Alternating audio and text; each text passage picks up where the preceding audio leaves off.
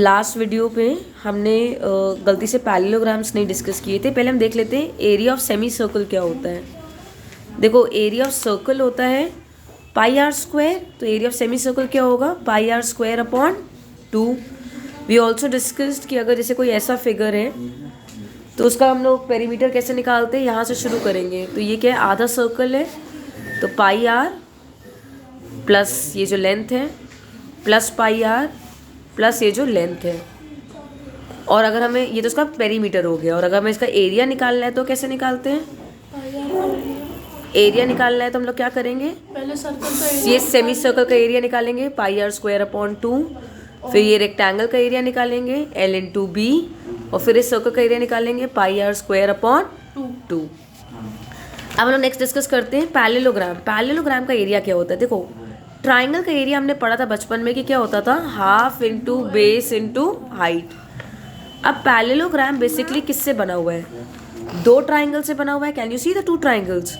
तो इसका एरिया क्या होना चाहिए, half into base into height into 2।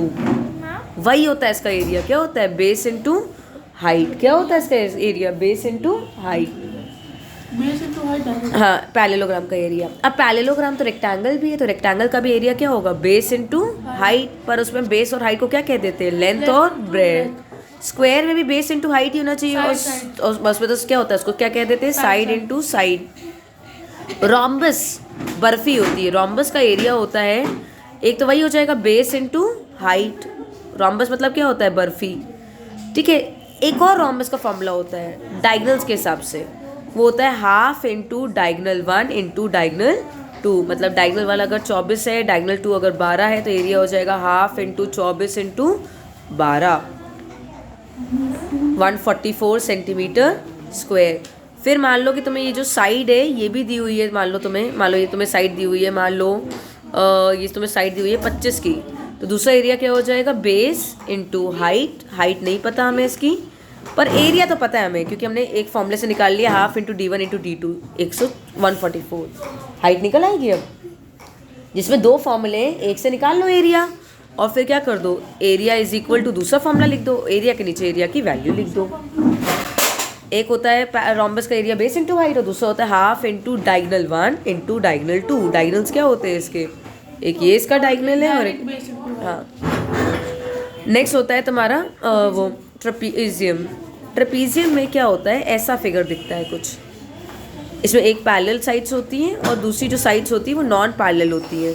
अगर ये नॉन पैरेलल साइड्स इक्वल हो जाएंगी तो इसे हम क्या कहते हैं, इसे हम लोग आइसोसेलेस ट्रेपीजियम कहते हैं। क्या कहते हैं, अगर ये दोनों साइड्स भी इक्वल है। ये पैरेललोग्राम नहीं है, क्योंकि जब उसको जोड़ोगे ऊपर तो ये क्या बन जाएगा, ट्राइंगल बन जाएगा। पर जब हम पैरेललोग्राम को ऊपर जोड़ेंगे तो कभी ट्राइंगल नहीं बनेगा।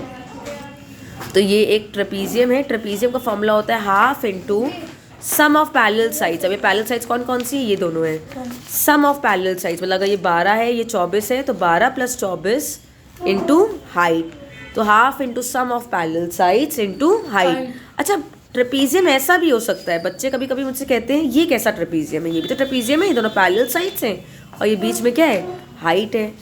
2 है मान लो, और ये क्या है 6 है। अच्छा हाइट ये नहीं होगी, हाइट क्या होगी जिसमें 90 डिग्री होगा, तो half into sum of parallel sides, तो 2 + 6 इंटू मान लो ये 3 है तो इंटू 3, तो half into 8 into 3, 12 centimetre square.